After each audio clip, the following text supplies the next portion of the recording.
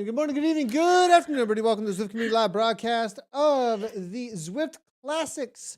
We're out on the Trofeo Bologna for the New Zealand race. It is the C1s and C3s that we are hanging out there today. And one big, gigantic climb. 2 laps, though, over the top of it.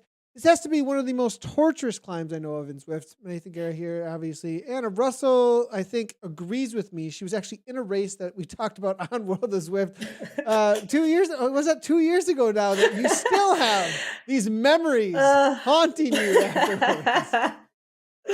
Yeah, I was in that race, but I've got to admit I got dropped on the first climb, and like this one, it was 2 laps, so just dropped off, and then ended up fan viewing the leaders to see who took it out and watched as a bit of a fangirl. So I love Ashley Millman Passion. I think that's who you featured there. I mean, she's just an animal on those climbs, and that's what we've got in store tonight. I'm quite excited. I do love this climb. Actually, it's all about pacing and seeing who's getting that right. Yeah, it really is. I think a lot of times people kick right from the get-go and think, okay, it's a shortish climb, but really I'd compare it as far as time-wise goes to a little bit less perhaps than the volcano climb. I was just And thinking that. Yeah. yeah, it's about the same, maybe a little bit less. The volcano climb 6 to 7 minutes or so, a lot of times amongst the men. So that from what I can understand where things are at, when I'm going full gas, and I think this is going to be 5 to 6-ish, so it's just a little bit shorter. But man, it is everything you got once you get that halfway mark for sure. Let's go ahead and take a quick look here at exactly what the course is looking like here on our course map. 24.3 kilometers in total, 15 miles. So a short day out there, but with that climbing at 460 meters of climbing though, over 24K. Obviously, it might take us a little bit longer than just looking at the distance alone, I would think, Anna. Yeah, I think it'll take a little bit longer. I know we did a race here, a time trial on this course, and it was taking about 14 to 15 minutes, I want to say, just for one lap, just one from start up to the top of that finish. So, yeah, I was kind of doing the math a little bit and thinking maybe around 40 minutes, 40 to 45 minutes for the fast ones to do it. But yeah, I kind of have to see how the pack dynamics go, because if it's a solo breakaway and it really gets splintered after that first climb, obviously they won't be as fast as a pack on that second lap. Yeah, 100%. Why don't we? I think we're gonna be jumping down to the pens here in just a moment. But and as far as who's favorite out here today, obviously I would think the climbers, Anna. Yeah, I think you got that right. But I'd also say, I mean, I did a lot of analysis on this while we had it. Is there any other opportunity though? I guess so. I'm kind of baiting out. Like, is there anything else that you can Yeah, possibly look at? Is there any hope for anyone else? I think you could if you raced really smart. So we did this. A lot of people have done this as a time trial, and we did it last year. I remember in the tour of the Gila. I think it was the first individual time trial we went up here, and I did a lot of analysis on this kind of power numbers you should be setting on the flat versus the climb. So if you're a smart rider and you just like chill out in the pack, don't burn too many matches, and then almost just get paced up the wheel in kind of the second or third group, because I believe there is an anvil at play. If you had an anvil on that really steep downhill, you could Ooh. catch back up again. So I think it's either the climbers or just people who know Zwift really, really well. That's not a bad point, actually. Having an anvil involved here with how steep. I mean, we get to 20-some% gradients at one point. I Yeah. mean, that's some serious speed. I mean, I think we're going to see well over 100 kilometers per hour out there today. We'll see how that plays out, because I know you have to really try to hit it on that Watopia mountain descent. If you haven't gone for your 100 kilometer per hour achievement badge, it is one of the ways to go out there and start sprinting for it. But also, if you can find an event that's like this one, this is event only Yeah. space. So jump on in there. You can get over that 100 kilometers per hour pretty easily. We're with the C1s. This is going to be foot traffic, Manchester. Pretty stacked field, and a lot of riders actually showing up in this category. We are using the AutoCat system today with WTRL. So all of these riders have been ranked based on mainly results, trying to figure out who is who. And it is new testing times with the AutoCat system, Anna. So far, Anna, your opinions at all on those, on the AutoCat? Yeah, I like it. I mean, I'm not racing that hard out at the moment, but I do enter every week just out of interest to see where I get put. And each week, as what is in real life happening, I'm getting less fit and less fit. My category is going down and down. So I think With the personally, results, I so like based on it. results, it's not, you really dig that it just gets easier and easier. Yeah, it's yeah. I mean, I think this is the way Zwift has got to go because there's nothing more frustrating than when you're in a B, C, D. I think for A's because you can't top out any further than an A, but for the B, C, Ds, when you see someone winning the race who's jumped in and they are holding 6 watts a kg, it's really demoralizing. Kind of ruins the whole experience. So, yeah, I like this. I like where they're going with it. Obviously, tweaks will be happening, but yeah, all in all, I'm a big fan. Yeah, I think you're 100% correct there. Based it on results as well as showing up and rewarding participation is a good thing as well. We are seeing It's Yaza coming on in with a great question, actually, with a little bit of a nudge at us here. And we were having a little chat about this in pre production about some of the changes to the equipment out on Zwift. And I just happened to drop a solid, I think, 1.5 million drops Ah. recently. But that would not be toward this course because it is a very heavy DT Swiss wheel that just recently got released. But I wanted a super fast addition to my S Works. But that's not the one I would go after on the day like this when everything matters on the climb. Yeah, I don't I'm even just looking at the screen now, again, surprised at how many Trons there are. I actually posted something up on my Insta from Zwift Insider, which said, "Is this the end of Tron?" And I put on my Insta, yes, I really hope so. Although I'm seeing a lot of Trons. But if it was me today, I'd be rocking out that new specialized Athos S-Works frame. I mean, really, really great for climbing. Not too bad for aero. You could even chuck those new Roval Alpinist CLX wheels on. 3 stars for aero. So again, not too bad. And you're sitting in a big bunch. So I just yeah, it's interesting. I've been in the Discord chat actually as well with the NZ Bro team. Took them out on a little tips and tricks ride last week, which was really nice. Got to meet a whole bunch of about 40 of them who turned up and answered a whole bunch of questions. They're really rocking, and there was a lot of chat about bike selection as well in there. So hot topic, but too many people playing it safe with the Tron. If you're racing after this race, go for that climbing setup for sure. NZ Bro definitely showing up on the day today. Very stacked field, it looks like, for them. And their activity in the world of the entirety of the Zwift racing world at this point has just been off the charts. So I've been really big shout out to them and their commitment so far. It's been really, really cool to see. And only launching, really, you had a New Zealand race series it looked like you had been doing over the spring. And you said that was kind of the first time they're on your radar, Anna. Yeah, they kind of we have a 6 week series each year, and they came and joined in with that, and then it kind of just grew. A lot of them are actually riding for Cryogen, and I see quite a few have switched over. And yeah, like I said, the ride I was on Discord for the other day. There are about 40 people on there chatting. So they're doing that each week. They've got community rides happening. I see they've got an in real life kit going on. It looks awesome. As we do see, this is coming up to the start of the climb, the hard right bend here, and already a little attack here from Landman and Netkusa. Burles now on the front though, coming from Evo. Obviously the all pink and pink kit. You know, I'm not sure if the pink Tron bike is required, but with the way they talk about their dress, I think you'd be kind of happy with this. I mean, this is all white gloves, white shoes, full on attack, black socks, black bibs. I think they've done a pretty good. I mean, I'd have to give this a 9.5, but I'm not, the owner of the fashion police at this point. I'm not head captain, so we'll let Anna take over from here. Well, I do know that Evo crew from their chat last Zwift Race League season, they said unless they're wearing the magenta and using the magenta Tron, they're off the team. So they've got some pretty strict rules around fashion, which I love. And you can see them doing that there. One rider I'm really surprised about, Mashed Potato. I always thought Mashed Potato was just a really good sprinter, but he's started that climb pretty hot, right up at around 6 watts a kg. Yeah, 5.6. I think he may be able to hang on through the first half. We'll see how things go though the second half when things really start to heat up here.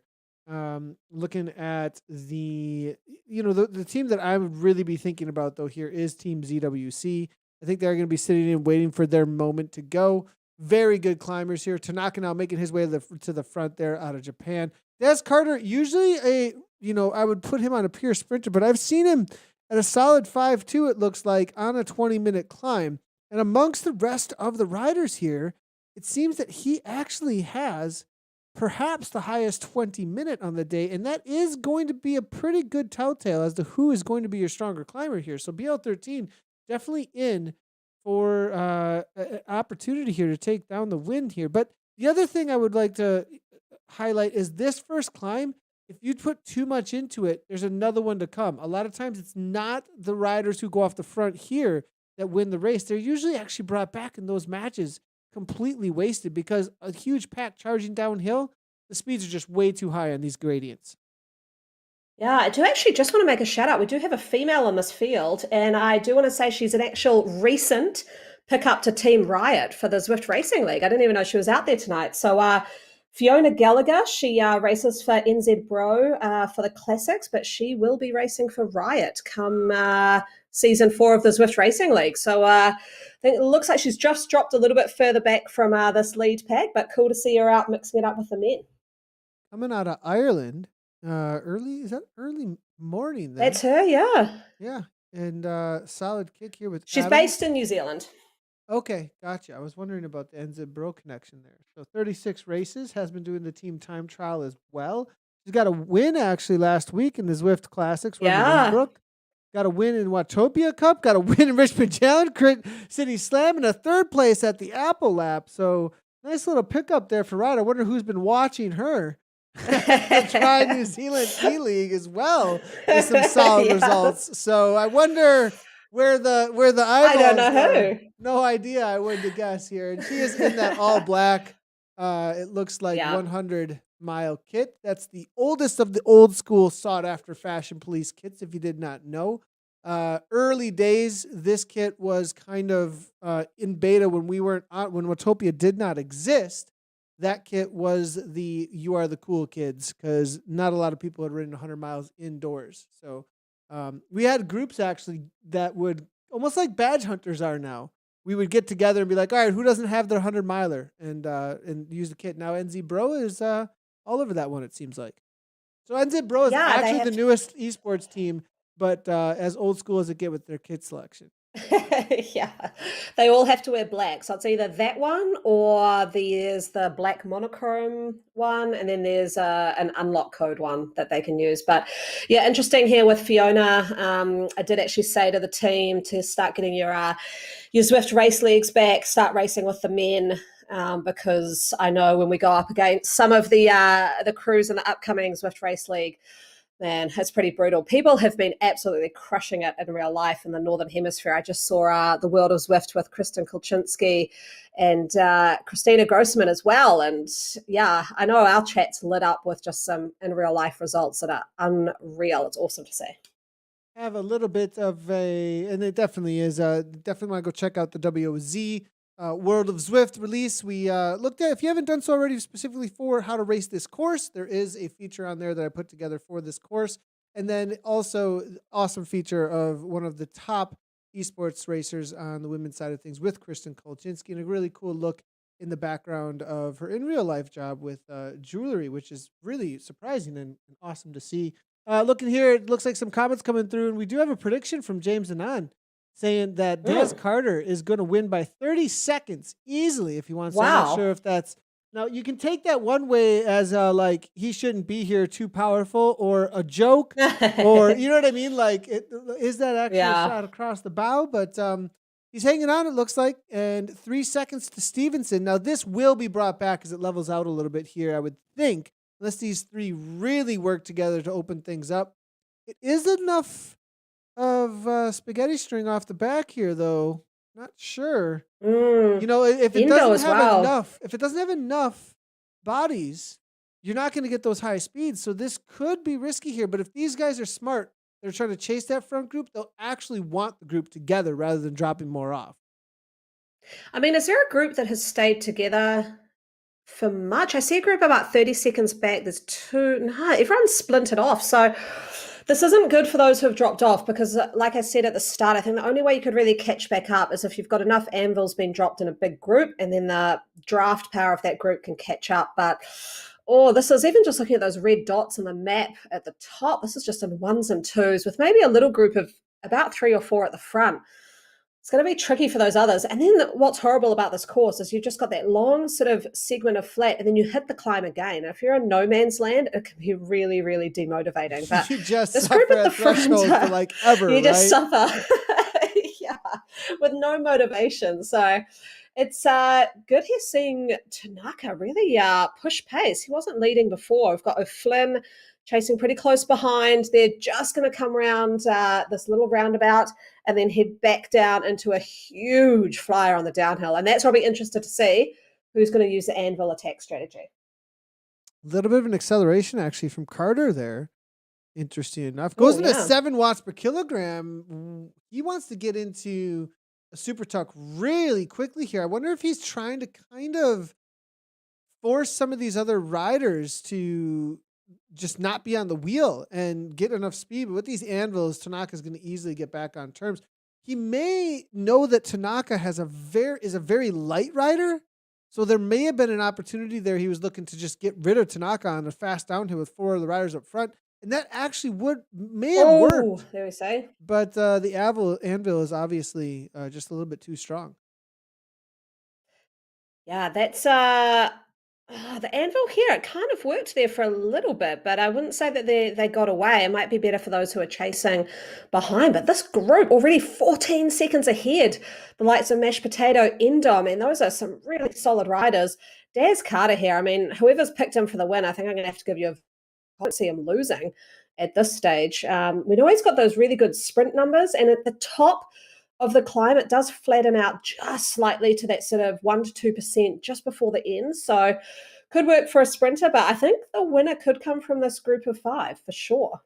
Yeah, I mean, looking at the reality of this chase pack of 3, they're going to need a lot more riders in here. And the other riders up front might start looking at each other a little bit on the flatter sections, which will give an opportunity to these riders to get back on terms. But the reality is they have to put out so much more effort and burn matches to bring back that front pack. So it'll be interesting to see if they can make this happen, though. And if they do rest up quick enough, the quicker they're with them, the longer they're going to get a little bit of rest amongst those front climbers and maybe be able to muster something to hang on. Drop the first time, though, a lot of times not coming back. Looking here, we do have McCormick, it looks like, making his way after they are through the S turn already. This is the lead rider here within the C3s for New Zealand, and went off the front very early. Look at what 11 seconds looks like here. This is how steep it is. That's 11 seconds, Hannah. That looks like 1 second. 2, You're on a I know. flat. And it's so devastating when you're that rider behind where it does look like 1 second and you just cannot close that gap. It's really hard. But I mean, the first time up the climb, I'm not sure this is the best strategy from McCormick. I mean, maybe they're kind of just wanting to ride at their own pace. Not sure what bike that is. Is that the Cannondale, maybe? Oh, no, that could be the new Athos, I think. Athos S-Works frame. Looks like they've picked that. I mean, there we go. That could be the whole difference here of that 11 seconds. I mean, according to Zwift Insider, it has got a huge benefit. This frame on these kind of climbs got up to 13%. So really, really good work there, McCormick, for picking this kind of bike frame, because I think this is making a good dig at those behind. Only thing is, first time up the climb, I kind of just tend to reserve a lot of energy and stay within a group, because there's a little group behind them, about 11 seconds back, like you said, Nathan. You're not going to really stay away on that frame on the flats. So I'd be saving some energy for that second time up. Yeah, and looking at the chase group here, we do have, I mean, it's not really a group, but I do believe we're most likely going to see a lot of these riders come together here. So with only 11 seconds, he's going to need to get that out to 30 plus. And even then, if these riders come back together, it just is such a huge amount of speed. We do have women rider amongst the boys here in the top 10. Looks like it is going to be Kate Claudia coming from the Kirchner Cycling VL1. It's going to be the Vienna Latte one crew, actually, out of the WTRL TTT that she rides for. Having a solid result here amongst these C3s so far. Sharma, it looks like, going to be about 59 seconds back from Claudia. That's going to be second place right now amongst the women. And then Lissat there with NZ Bro, actually, 101. So this is actually a battle here for third place amongst the ladies. It looks like Lavington and Burden Num Num is back at 204 from Sharma here. Not sure who that is, but great name. Birdie Num Num. Sharma actually loved seeing herself on the stream last week and tagged a little video she put up of us talking about her. So good to see Sharma out here crushing it again. Second, looks like she's moved up to second. Just dropped Sophie Lysart there from NZ Bro and Tanya Lavington as well. Just a little bit off the pace, but Birdie Yum Yum. Not sure what that would even sounds like some kind of health food to me. I was thinking the same thing. Like, what exactly is the num num all about here? We'll see if we can figure that out. Loving it, the in-game names once in a while. And I think a newer rider to the world, maybe. I shouldn't assume too much there.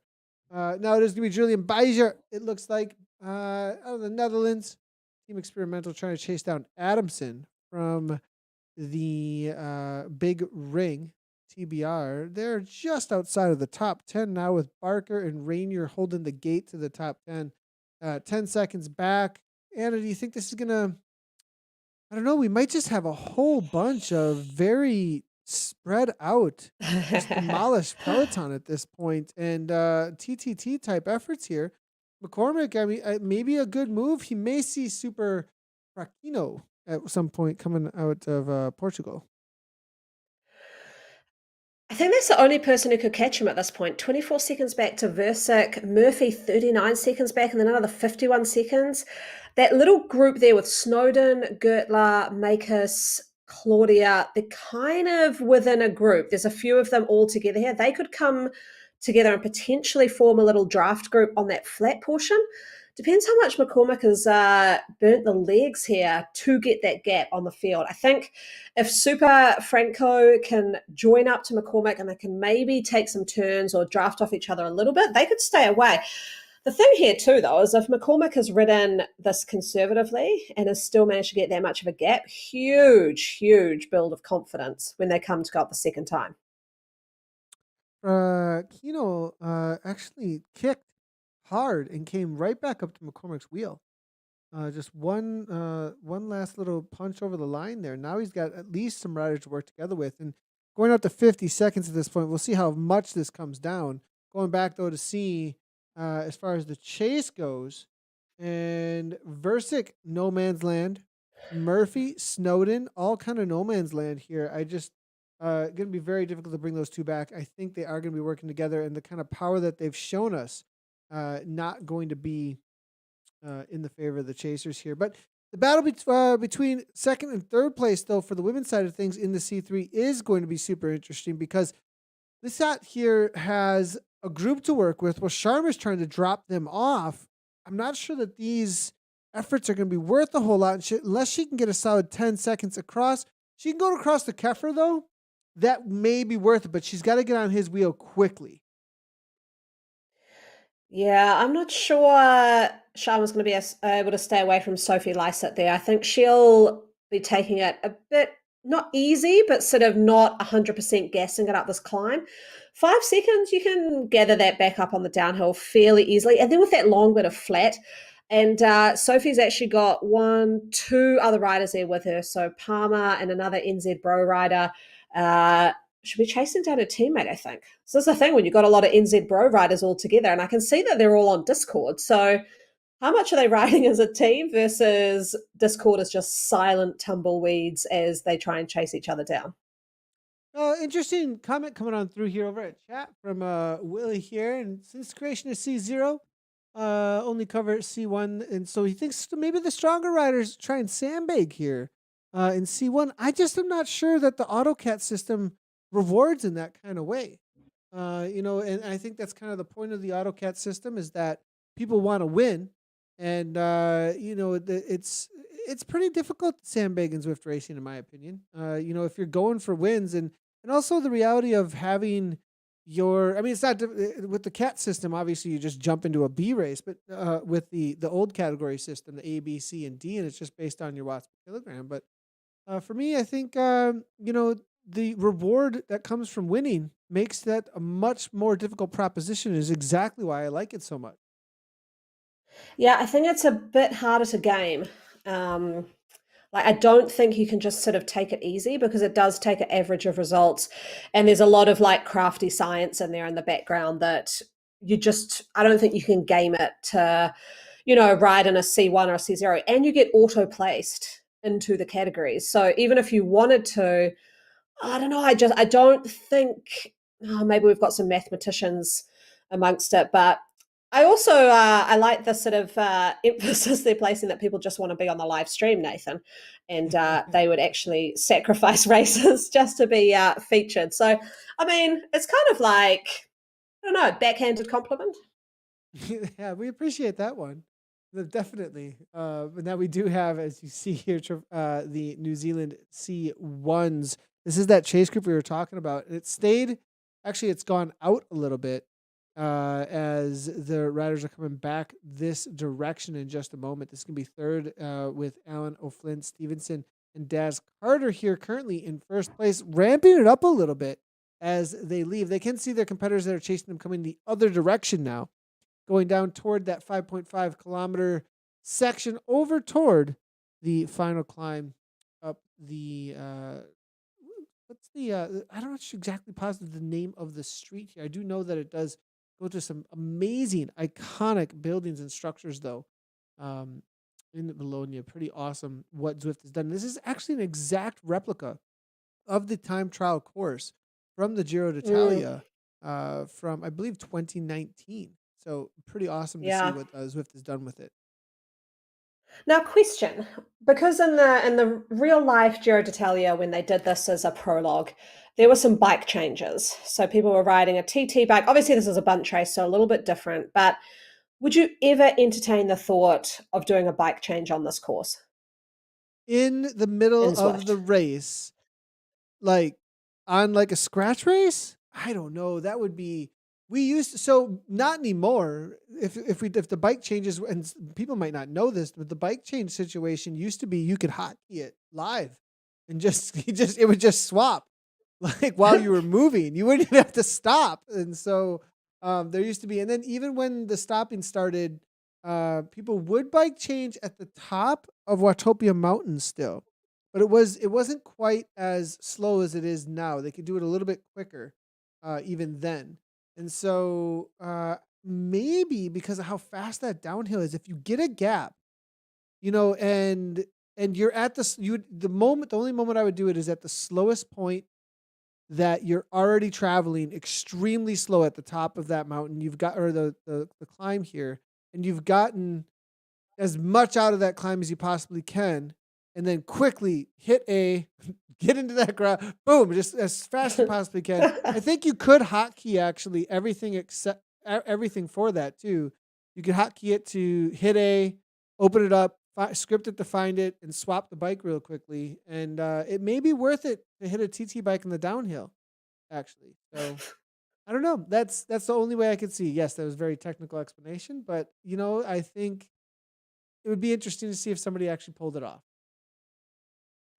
Yeah, I think the only course I've ridden that if I raced it, I would probably entertain the thought of doing a bike change would be it's either the Four Horsemen or it's the Mega Pretzel, whichever one goes around the jungle.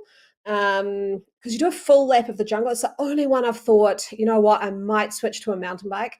But We have everything a full else, on I just think attack it going takes on on. here. We're talking about bikes still. Des Carter So, is off the yeah. front, 7 watts per kilogram. He got a kick.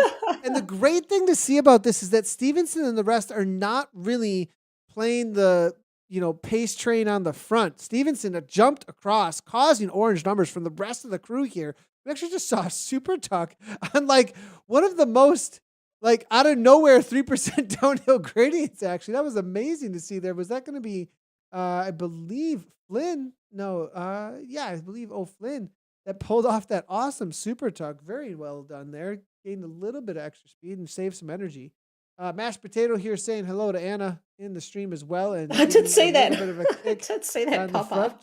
They've brought back a little bit of time. It was out to almost a minute at one point, but I think these boys up front are gone. They've already dropped everybody here the first Yeah. time up the climb, and they've been till this point working fairly well together. And now Carter's starting to try and open some things up.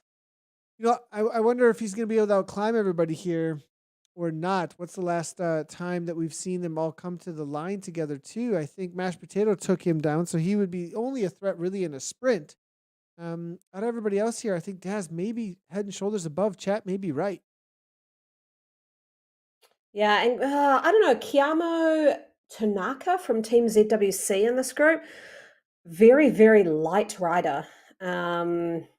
So I will probably put my money on the ZWC rider just because that lightness up some of those 14 to 20% grades just has such a huge benefit.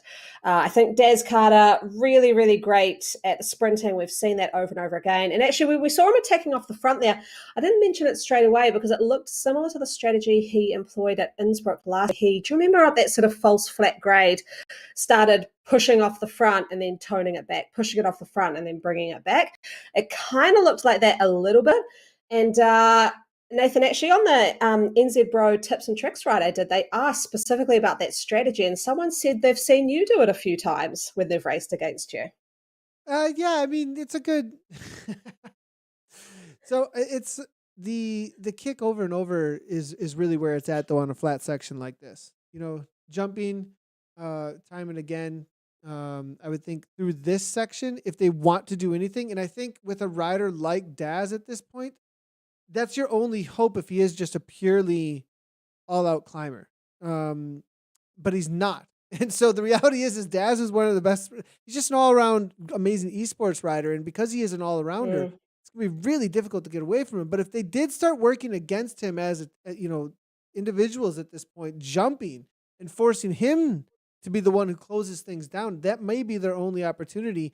And actually, amongst a strong group like this, there's really two narratives that kind of play out in the back of your head. You're thinking you start doing something like that and working against that stronger rider altogether, or everyone goes, well, we just know that he's, going to bring us back and no one's going to work with me. And everyone just starts sitting in waiting for the climb then.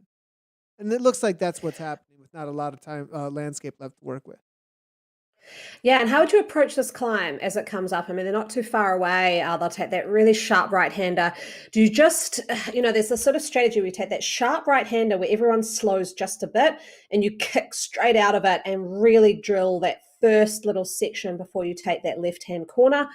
Or do you just settle in and try and negative split it? I mean, I always tend to go for the drill it straight off the corner up that really steep first part. Sometimes it pays off because you get a good enough gap and you kind of demotivate the riders behind. But sometimes you just end up sort of burning all your matches. Yeah, on that front, if I was attacking through this whole flat, then from bottom to top. But because that has not been happening, it's going to be more of the negative split, I think. Waiting for that most crucial moment, which is going to be the S-turn with that 20% plus gradient. That is going to be the steepest section. A lot of times, and actually you saw this. We had the Kristen Armstrong workout this past week for the first time, right? We did the pilot and it did really, really well. A lot of engagement. If you haven't checked it out yet, we are doing Friday workouts, live streams with Kristen Armstrong and ZCL. And she is riding, she's a 3-time gold medalist, obviously, one of the winningest women in the history of cycling, and put me through the paces. Essentially, we're going to get a suffering Nathan emote because Nathan can't talk, so you just use the emote whenever I can't talk. But it definitely, in that way that workout was written, is the suffering was much worse doing the 115, 125% or whatever it was up front, and then holding on to the end of the interval going down to just under threshold. It was much easier to go building up to that 125% VO2 max effort for 1 minute. And so I think kicking up front, the suffering becomes much, much more difficult. And unless you think you can really break everybody, if they can sit in and reserve just a little bit more than you, their second kick then over the top is going to be a lot stronger, and you're going to close down a lot more time, and you can just get more time with more watts per kilogram on higher percentage gradients. So you're getting more bang for your buck essentially than on the watts that you put in on those steeper gradients than rather up front. Look what's happened here, Nathan. Tanaka, the rider I was just talking about, did go with that early attack strategy. Daz Carter straight on his wheel. Those two, I've just been looking at their power profiles, have got quite a similar 5 minute power. So just over 6 watts per kg. Very, very decent. So it could be, if Tanaka can stay on Carter's wheel, it could be a little bit of a battle between those two, but Carter's gapping them just slightly coming to this first section of the climb, which is really hard. And Tanaka, unfortunately, just kind of moving backwards a bit.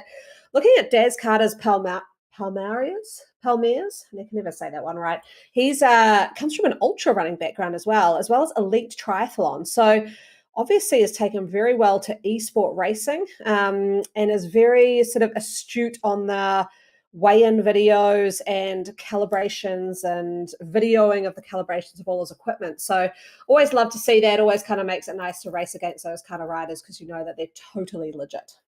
Yeah, it's Carter here, 2 seconds off the front. Tanaka, I think, keeping it cool at this point. I'm not sure he's super interested in bringing it back with too much effort. I think he's trusting that a steady pace on the front at this point, because I do think that Tanaka has plenty left in the tank.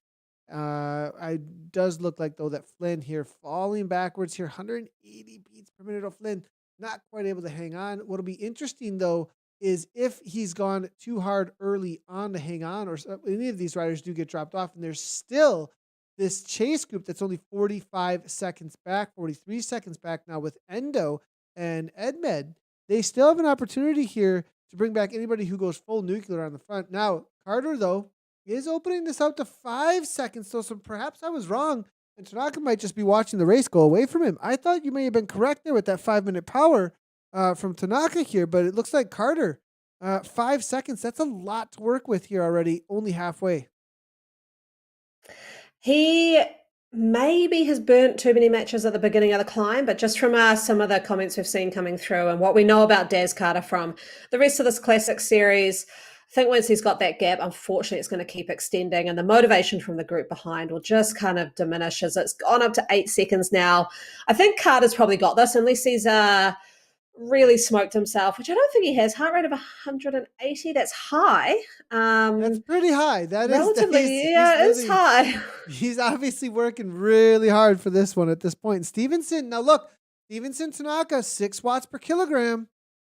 This might be, and this is exactly what I had talked about actually in that WOZ, was that this moment right here, they didn't worry about the early attacks. They waited till this moment, but that might not have been much there actually from Stevenson that we're going to see from him later on. Perhaps he was reserving or not reserving. Maybe he's just trying to make one last ditch effort here, but no, there's the 8 watts per kilogram, as you can see, up into that 15 kilometers per hour. We're seeing something match here. Carter's actually using a feather power to get only 6.6 out of it. Now up to the 7, though, and I think this is his actual attack effort here, watching as Stevenson comes on, and it's everything you got here for about 3 minutes to the top of this climb. Yeah, this is quite a, like we saw before with the aerial shot. It was 11 seconds and it looked like it was about 2 seconds. That's what you see here. You can see Daz Carter on the foreground. Stevenson, it's just demoralizing because you think you are so close and you'll just be able to catch up. But Daz is playing it pretty smart. He's got a 10-second lead now. You kind of almost see him matching the watts per kg of the riders behind him. So he's not, I don't think he's still going full gas. He's got the gap he wanted. This is a strategy I like. You go pretty hard at the start, you get a good gap, and then you just keep an eye on those behind you and sort of make sure you're still riding faster than they are. He's back down to sort of fluctuating between 5 to 6 watts. Heart rate's stabilized at about 182, 183. So I think he's got this to the end. He's kind of drawing it out. It looks like Stevenson's dying a bit. They're dropping down to the 4.9s. It is a battle for a second, it looks like now, with Stevenson and Allen matching head to head. Stevenson with that big attack through the highest gradients, but Allen may be coming on with a second wind as he fades, unable to catch Carter. A lot of times you do see that with these all-in efforts where things start going backwards after you've gone a little bit too far over, thinking maybe I can go grab that wheel ahead. Allen, though, it looks like staying steady here at 7. Tanaka actually back 12 seconds. I actually thought that Tanaka was going to be the ZWC riders were going to be a serious threat out here today, but Daz Carter proving it a little bit wrong. Fading for a moment, they're down to 3 watts per kilogram without the force against the legs there for a second. Endo on the chase, and he has brought O'Flynn within 36 seconds. Flynn super suffering here. We do see him. When you see the numbers drop way down to that 2 watts per kilogram, you know a rider is just looking for whatever they can. And lots of big fluctuations can tell you that the suffering is absolutely real. Trying to get onto Tanaka's wheel, though. And this is going to be your battle for 4th place right here between Tanaka and O'Flynn. Real quick, I do want to head on over real quick here. Sharma did get dropped by Lysette there on the wide open section, which is too bad to see. Sharma's going to have to climb really hard. And this is actually not the C1s any longer. This is the C3s that we're looking at here. And amongst the women's racing that we are covering, and pretty surprising actually to see that drop off, and just super lucky or smart actually here from Sophie to catch Sharma off guard.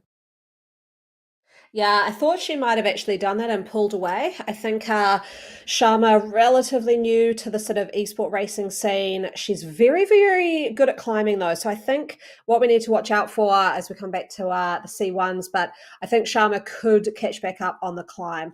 She is a much better climber than Sophie, and they won't have that downhill on that second lap. But looking at Daz Carter's taking this one out. Easy peasy, it looks like here as Stevenson comes through 15 seconds later. James Allen is laughing and saying, "Who could have predicted?" As it comes across the line, it looks like he got the better of everybody in the chat there before anyone else came through. But Allen here now coming on in for 3rd place. Tanaka for 4th. It looks like is going to hold off Flynn, with Endo there sitting in for 6th. Edmund there able to hold off. It looks like Landman in just a moment as they come to the line. Well, only 5 seconds back. This one's not said and done as they still have a little over half a K to go. That is a crazy cadence for 11%. 96, 97? This is shifted way down. Way Wow, down. Here comes Mashed Potato. Mashed Potato's going to catch him on that with a solid kick to the line here. I would be real surprised if he didn't. One of my faves, Mashed Potato. Always races with heart and soul. Does a lot better on the sprints, I've got to say. I don't know if he would have been looking forward to this course. Probably next week's one where we head to the London Classics. And I think he's watching because he's absolutely gone into those orange numbers, showing his sprinting form up around the 638 watts to finish this off. He's got it. He knows that he's on camera right now. Nice little 10 watt per kilogram kick, and that's why you do not want to get caught by a sprinter at the end of the climbing race. Edmund Landman is the situation through 10th place, as I believe Cognicat is going to be able to hold off Morian. Moving back. And how's our girl going? How's Fiona going back in the yeah, we're going to need to find Fiona with last name Gallagher. We'll get her on screen here in just a moment as she comes to the line. And there she is from NZ Bro. Oh, there she is. Nice. Right behind Mike Tong of NZ Bro, one of her teammates. So that's good to see. He's working with her. Oh. No, he's trying to drop her. Absolutely. You think so? I think he's holding the wheel for her. He goes to 4.6. She gets back on, then 4.7. Oh, maybe. He's getting a little bit of a lead out here from Tong. We're having a gravel series or a gravel situation on our hands now. As NZ Bro, Hayway here, a little ways behind, it looks like. You're going to correct me on all of my mispronunciations of all the New Zealanders' names. It'd be absolutely amazing, actually, Anna. I think as long as you get NZ Bro correct. As long as that's in there. Z Bro, not NZ Bro, NZ Bro. We got it. NZ Bro. Here we go. Looks good, though. It's always pretty hard coming into Davis the way male back. racing. He was the one who was actually off the front right from the get go. Big attacks from Davis. Now faded though from that, and I think that was one of those situations, a learning lesson most likely. Solid result Yeah. here. I think this is top 30. I want to say. Yeah, I think looking at Zwift Community Live, she was about 25th. So doing really well there. Very impressive, keeping the cadence nice and high, high heart rate, but good consistent power going on as well. So I like to see this when you've picked up a rider. They race well with the men as well. It's always a good thing to see. Kong did end up dropping her off there, so you were right. Not Yeah. it's now March Kiwi and guys Evo. don't pull Kiwi girls. It's all on. There's no chivalry in in bike racing. Hey, for 25th, let's head on over to the C3s as they make their second attempt. McCormick again off the front, as you can see. And it looks like the chase here in fifth place is happening from Gertler. Versick here from KC Murphy, WSMTB. What is that going to be? Where? Help me out here. WS in Australia. McCormick here with 11 seconds Something on the mountain attack. bike. It is something mountain bike. I'm gonna try and make a guess at the area, but I'm not familiar enough. Not gonna risk it. Not gonna risk it here. As Murphy though is trying to bring things back. McCormick now 4.4 watts per kilogram. He did go over the top solo the first time up. Did he burn too many matches the first time here? Up in that 3.5 to 4.43 now. So as he puts up 279, 280 watts here, solid cadence all the way through. And it does look like Super Fracchino. This rider was with McCormick over the top. Now getting Yeah. dropped off very early. I think maybe this is the rider that might have done too much to hang on early. I think so. I was watching Zwift Power Live as we were talking before, following the other race, and yeah, Super Fracchino stayed with McCormick on the flat. But yeah, as soon as they hit that climb, McCormick started to get the gaps, and we saw that on lap one. McCormick pulled away fairly easily to get an 11-second gap, and now it looks like he's just going to take this one away. I've got to say, I mean, already pushing up to 14 seconds.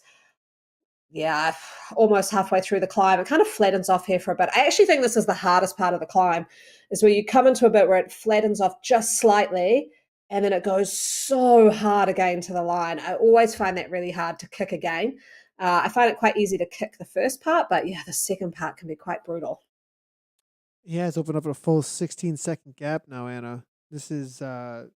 I think this is pretty much said and done for McCormick. So now at this point, it is going to be a race for second place, barring anything catastrophic at the front of this race. Versick now falling back, it looks like, in the battle for fourth with Snowden and Taylor on the chase. Claudia here coming from Kirchmer Cycling Vienna Lattes out of Germany is going to be your women's leader right now at 154 beats per minute and a steady 3.7. She can just set it at a solid pace here to get a good workout at this point, or even tempo it with the kind of gap that she has. But behind you, we're saying that the climber, who is Sharma at 37 seconds, is this Yeah. doable? 3.8, 3.6. I'm not sure. What do you think, Anna? Oh, I thought it could be, but I think she's unfortunately gone into no man's land, and the motivation has kind of gone out of those legs. Because looking at Sophie's number, so Sophie's sitting in second place now. She was hitting up around 3.5 to Sharma's sort of 3.2. I mean, they are sort of rotating around those watts a little bit, but I don't think she'll have it. I think Sophie's a bit more motivated now. She's with a group, so she's got about 4, 5 riders with her. Always more motivating than sort of being stuck in the middle of nowhere up this climb. She's actually got to be careful that Tanya Lavington, who's also a good climber, who's only 20 seconds behind, doesn't start to dig into that too much, because that could disappear quite quickly. So, yeah, I think Sophie Lysett's for sure going to take the second podium, and Sharma there hopefully will take third if she doesn't get caught from behind. And we did actually jump in with the C4s. If I guess I may have been incorrect there. In with the C4s, as it is going to be right now. It looks like we're on Community Live again, all about second place in ladies. Keffer is saying here. So, well, I mean, we'll see. I mean, Sharma, I don't know. I think At 29 seconds though, she just brought 10 seconds back since I asked you that question. Yeah. I And think what this is is Sophie, I'm just wondering actually what Sophie Lycett's wearing there. She's from NZ Bro. She's wearing a white kit. The team will not be happy with I this think that kit choice going on. If she's riding for NZ Bro, she needs to be rocking the full blacked out kit. So they'll be having words to her later tonight. They'll be stoked she got second, but yeah, she needs to be rocking that New Zealand kit, unfortunately for her. So points off on that one. at her best 20 that we are seeing is going to be about a 3.2-ish, 3.9, 201 watts.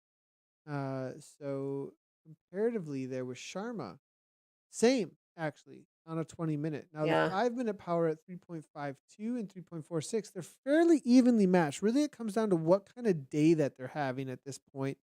And I sit there at the 3.0. Sharma is doing slightly better, but whenever it comes under that 30 seconds, it does seem like Sophie is giving a little bit of kick to hold off.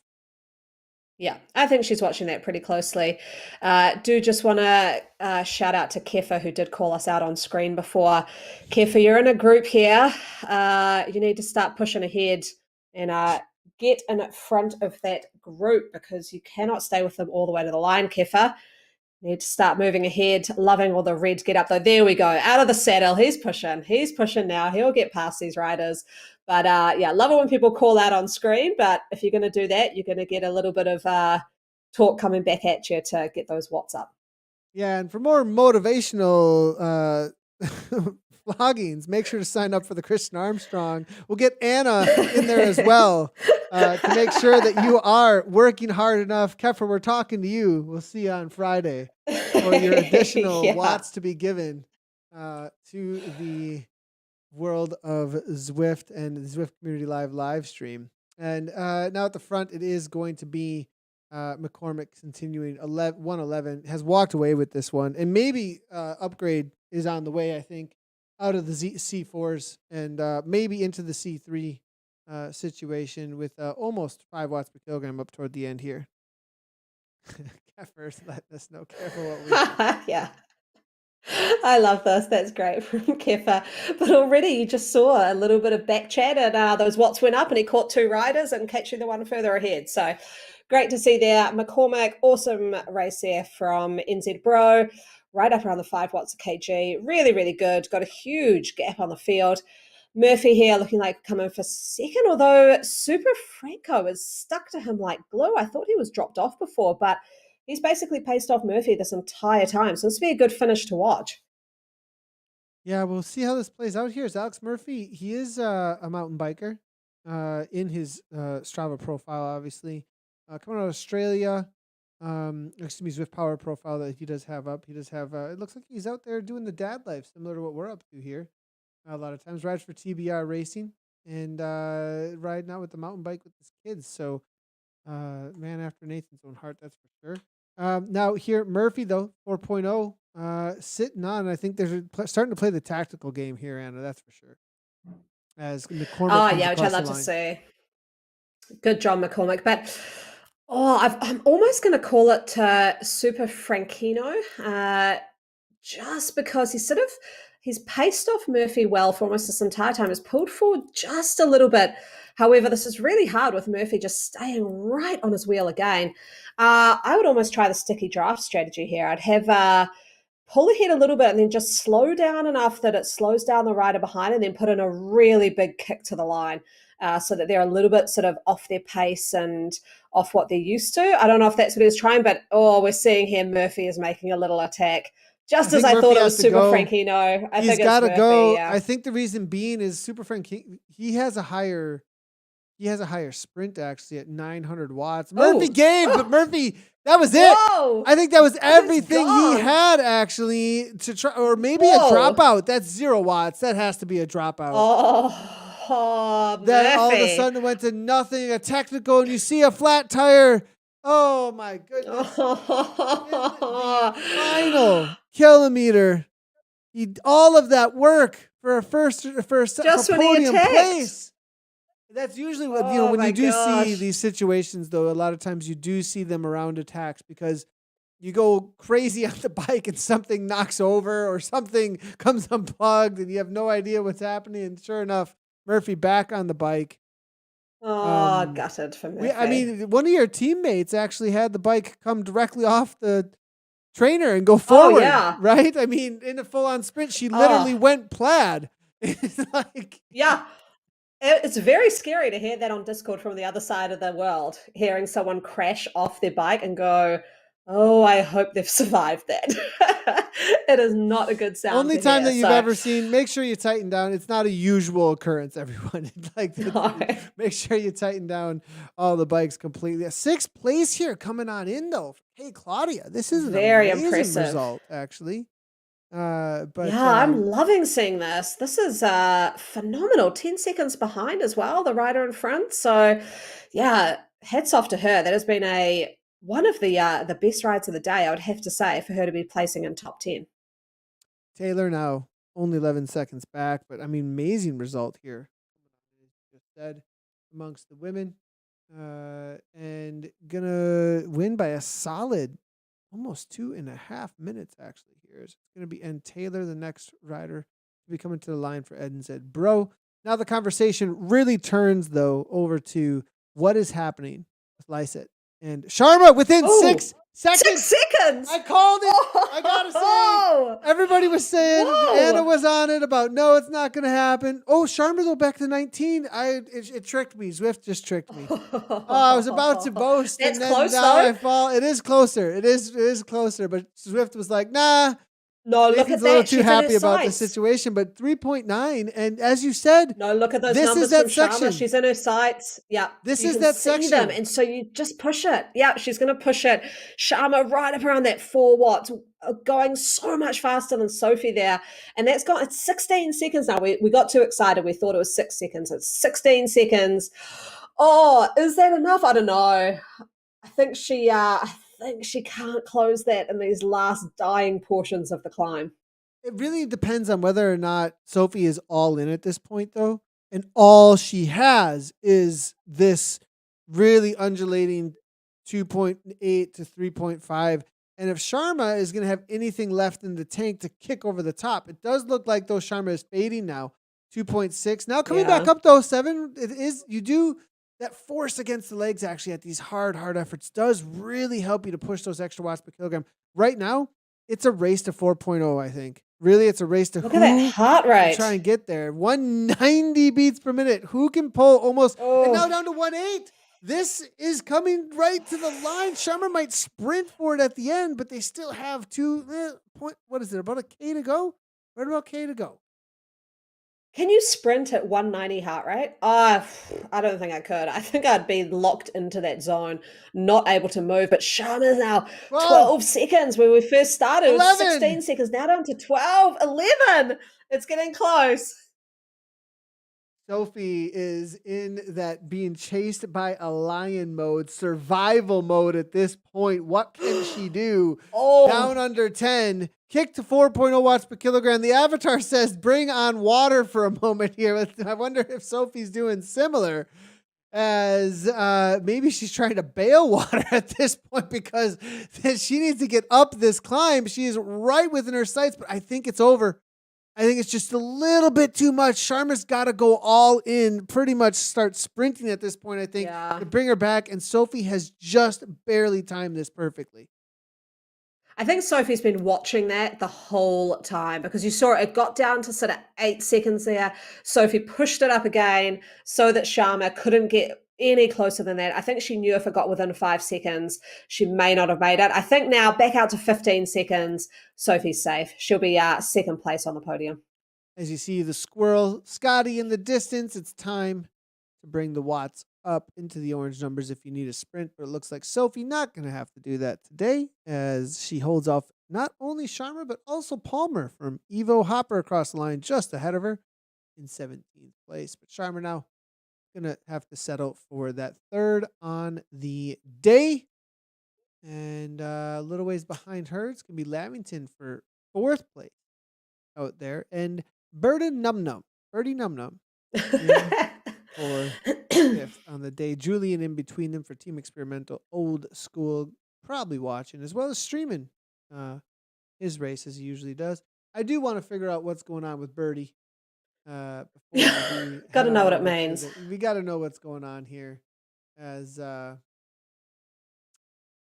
we do have a Zwift profile riding for WMZ.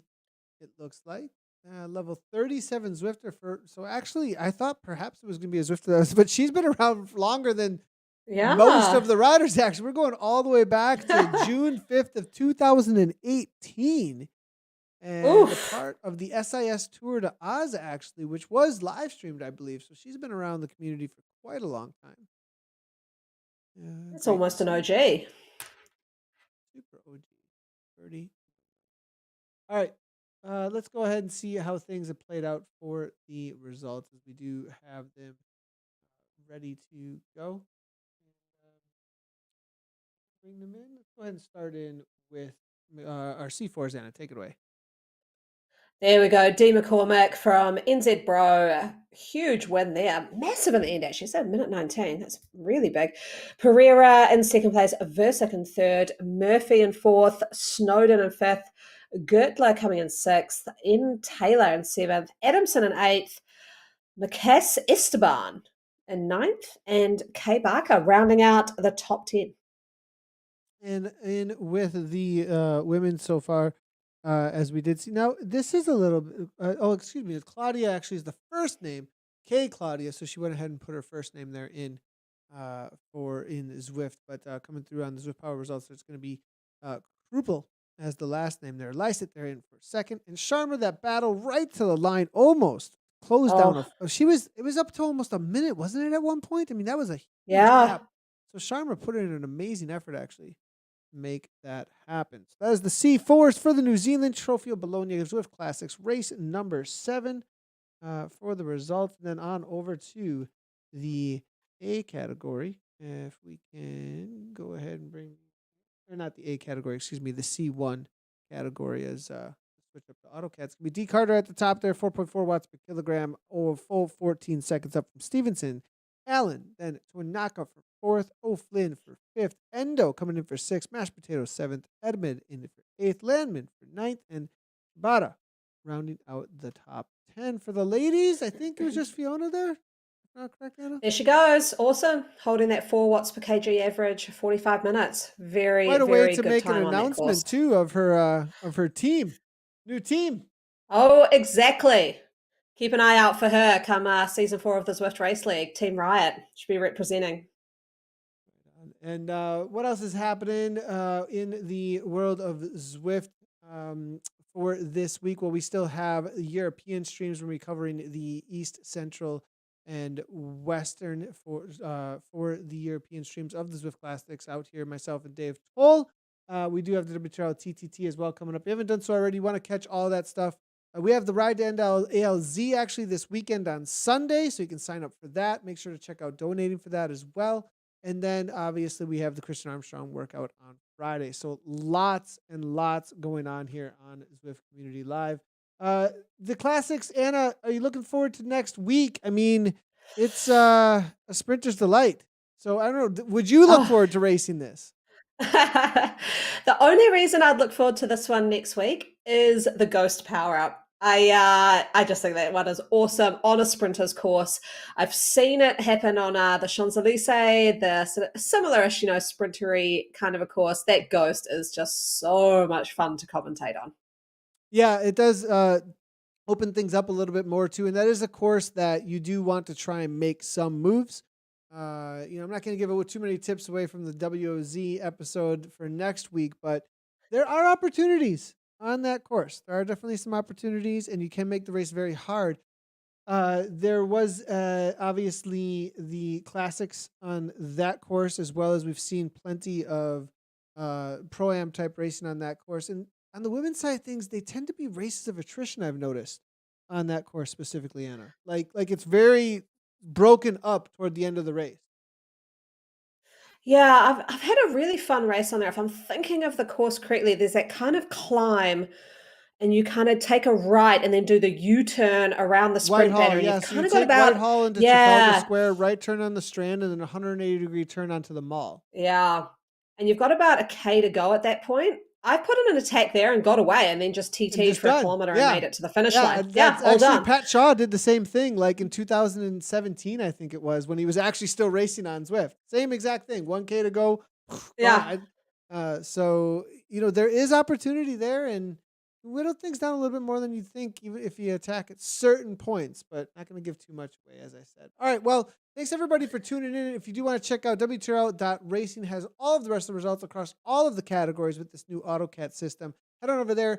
If you're just getting up here and you're in Europe, or for some reason you're waking up in the US right now, or the Americas, go ahead and sign up for the rest of the races throughout the rest of the day. And we will see you for Europe later today. As always, everybody, thanks a lot to Anna and for her coming in from New Zealand for the stream. And we will see you later. Right on.